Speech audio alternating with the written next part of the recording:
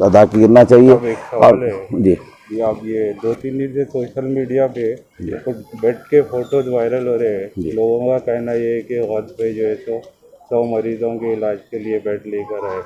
कुछ फोटोज में देखा था, तो अब उन लोग को स्पेस कहाँ दे रहे, तो किस तरीके से काम शुरू कर हमें रहे हैं। 3 बिल्डिंग्स आइडेंटिफाई करे हैं, काम चालू हो रहा। मैं पहले भी कहा था इस बारे में कि 100 बिस्तर का जो है लेडीज़ एंड जेंट्स के 50-50 बिस्तर के लिए, सबसे ज़्यादा होम क्वारंटाइन के लिए, और ऑक्सीजन की जो मारामारी हो रही है, तो हम इसके लिए कुछ एक्सपर्ट से और कोई NGO से बात करे हैं, और हमारे सदर मोहतरम से भी इस बारे में बातचीत हुई है कि उन लोग कुछ लोग जो इस बारे में जो माहिर है, जो एजेंसी कि किस तरीके से होना चाहिए, उनका से काम चल रहा है।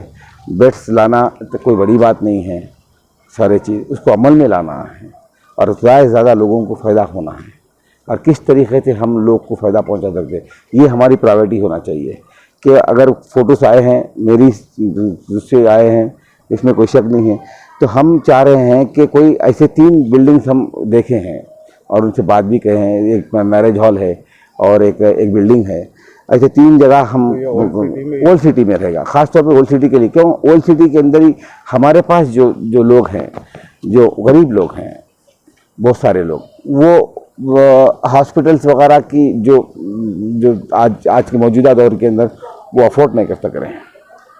तो इसलिए हम जो एक सिलेंडर के लिए भी, एक सिलेंडर भी आज है ना भाई 20-22 हज़ार रुपये के अंदर एक सिलेंडर मिल रहा है।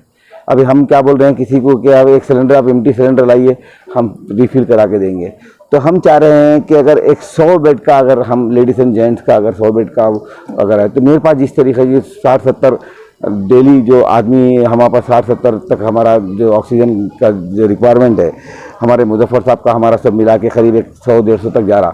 तो अगर हम 100 आदमियों को अगर हम होम क्वारंटाइन होना है, उनको अगर ऑक्सीजन की ज़रूरत है, उनको अगर घर में ही अगर होम क्वारंटाइन रह के इलाज कर सकते हैं, तो कुछ एक्सपर्ट से, डॉक्टर्स, कुछ लोग से बात कर रहे हैं। बहुत सारे ऐसे इस महामारी में जो डॉक्टर्स काम कर रहे हैं, तो उनसे बात करें हम, तो वो है ना भाई टाइम देने के लिए तैयार है। तो एक आउट पेशेंट वो बनाएंगे कि वहाँ से मतलब है ना भाई कि ये घर में ठीक हो सकते हैं। अगर किसी को ऑक्सीजन की, बेड की, तमाम चीज़ों की सहूलत अगर होने का है, तो उसके लिए हम कोशिश करें। इंशाल्लाह ये ईद के 2-3 दिन के अंदर ये आ जाएगा।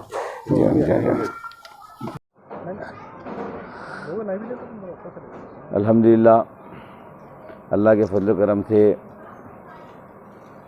पूरे 1 महीने इससे चांद से 1 दिन पहले चालू किए थे हमने कि शदीद लोगों को इक्का दुक्का उस टाइम के ऊपर 1-2-4 आदमियों को सिलेंडर की सख्त ज़रूरत पड़ी थी और 2-4 गांधी में एडमिट थे।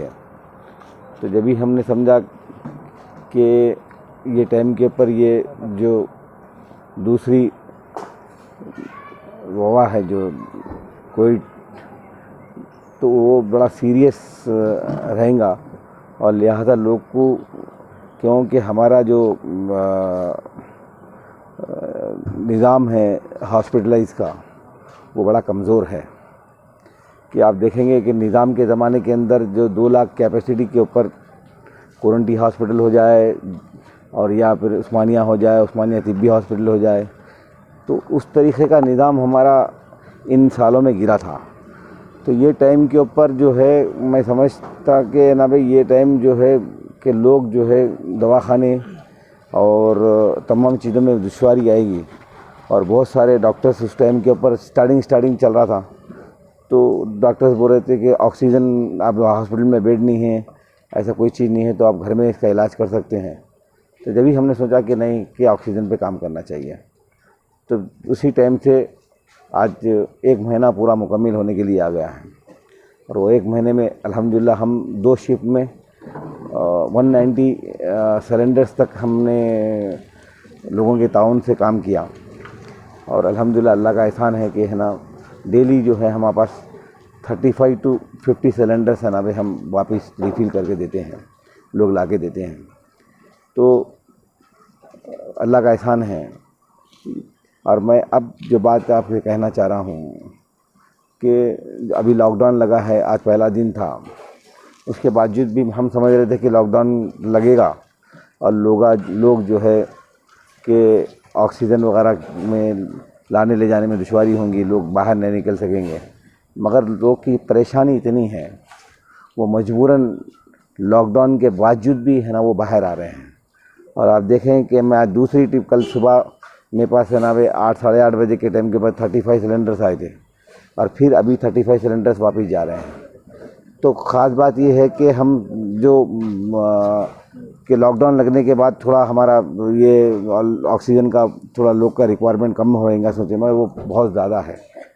मैं फिर एक बार सारे दोस्तों से, तमाम लोगों से अपील कर रहा हूँ कि इसको आप ज़रा सीरियसली लें कि जो भी लॉकडाउन के रूल्स और रेगुलेशंस है, जो गाइडलाइंस आई है, उस गाइडलाइन को फॉलो करें। फिर एक बार मैं कह रहा हूँ, मुसलसल बोलते आ रहा हूँ इस बात को कि हम वैक्सीनेशन की तरफ जाना ज़रूरी है। वैक्सीनेशन एक ऐसी चीज़ है कि उसके अंदर बहुत सारे डॉक्टर्स की हम उनसे कंसल्ट बात करते हैं तो वो कह रहे हैं कि 50-60% फर्स्ट डोज के अंदर वो प्रोटेक्ट करता है। तो अगर सेकंड डोज अगर हो जाता है तो 90% तक प्रोटेक्ट करता है। तो ये जो डिजीज़ जो इन्फेक्शन वगैरह जो कोविड का जो है उससे रोकथाम करने के अंदर 90% तक कारगर है। तो हमको जाना चाहिए। और मैं आपकी तला से एक बात ये कहना चाह रहा हूँ कि मेरे को मुसलसल जहाँ हमारे जो क्लिनिक है जहाँ पर वैक्सीनेशन देने का जो है उसमें बहुत कम तादाद मुसलमानों की आ रही है, बहुत कम तादाद। वो कह रहे हैं, तो हम भी देख रहे थे कि ना ये रमज़ान है और सारे लोग रोज़ा वगैरह रहते हैं, वैक्सीनेशन की तरफ नहीं जाएंगे। तो वैक्सीनेशन की तरफ जाना ज़रूरी है। और जो लॉकडाउन में जो आपको जो ज़रूरियात की चीज़ें हैं उसी के लिए बाहर निकले और मास्क वगैरह जो इंस्ट्रक्शन है उसको फॉलो करें। और ईद आ रही है, कल एक दिन बाकी है। इंशाल्लाह जो है ना वे सारे लोग को दिल की गहराइयों से ईद की मुबारकबाद। और ईद की नमाज ईदगाह और मक्का मस्जिद वगैरह जैसी बड़ी बड़ी मसाजिद हैं उसके अंदर लॉकडाउन की वजह से उसके अंदर गवर्नमेंट के इंस्ट्रक्शन है कि वहाँ पर ईद की नमाज घर में पढ़ सकते हैं। अल्लाह के रसूल सल्लल्लाहु अलैहि वसल्लम की तालीमात है आपका। और जामे निज़ामिया ऐसे बहुत सारे इदारे जो है इस बारे में कहे हैं, हमको उनको फॉलो करके चलना चाहिए। और एक बात ये कहना चाह रहा था कि हिंदुस्तान के अंदर जो पहला जिस तरीके से कोविड का जो पहला जब आया था ये सारा फ़िरक़ा परस्त ताकतें जो थी वो मुसलमानों के ऊपर डाली गई थी। तो हमको इससे बचना चाहिए। तो बहुत कोशिश कर रहे हैं वो लोग कि किसी ना किसी तरीके से कोई ऐसा एक इशू मिल जाए कि सारा ये डाइवर्ट कर दिया जाए मुसलमानों की तरफ। तो हमको बचने की ज़रूरत है। और हमारे पास सबसे ज़्यादा दुनिया के अंदर अगर कोई मजबूती की कोई चीज़ है तो अल्लाह है, अल्लाह के रसूल है, उसकी दी हुई किताब है, अल्लाह के रसूल की हदीस है। इन तमाम चीज़ को अगर फॉलो करते हैं तो हम है ना भी लॉकडाउन हमारे लिए फॉलो करना कोई बड़ी बात नहीं है। तो अगर हम इन तमाम चीज़ को फॉलो कर सकते हैं तो है ना हम अपने फैमिली को, अपने दोस्त अहबाब को, अपने महल्ले को, अपने पड़ोसियों को तमाम को बचा सकते हैं इस वबा के लिए। और दुश्मन जो हैं, जो आपके दुश्मन कौन हैं, हिंदुस्तान के दुश्मन, मुसलमानों के ही बल्कि नहीं, जो हिंदुस्तान के दुश्मन हैं वो एक वे में लेके जाना चाह रहे हैं। कोई कोई ऐसी चीज़ मिल जाए वो लोग को है ना वे सारा डाइवर्ट कर देगी। क्यों? वो बैकफुट पे है राइट नाउ। ये लॉकडाउन में सारे हिंदुस्तान में जिस तरीके से यूपी हो जाए, बिहार हो जाए, आज है ना वे दिल्ली हो जाए, बहुत महाराष्ट्र हो जाए, इन तमाम चीज़ की अगर कोई जिम्मेदारी, अगर उनको जिम्मेदारी अभी क्यों पीएम मोदी सारे जितने भी लोग हैं ये जिम्मेदारी ले रहे नहीं हैं। तो अब वो सारी जिम्मेदारी किसी एक के ऊपर डालने के लिए कोई कम्युनिटी को तलाश कर रहे हैं लोग। उससे बचने के लिए हमको लॉकडाउन के साथ जाना चाहिए। ज़रूरी काम अगर है, कोई ज़रूरी कोई चीज़ है, मेडिसिन है, अगर ऐसी कोई चीज़ है तो है ना भाई हम बाहर आना चाहिए। और ईद की नमाज अपने घर की मस्जिद में नमाज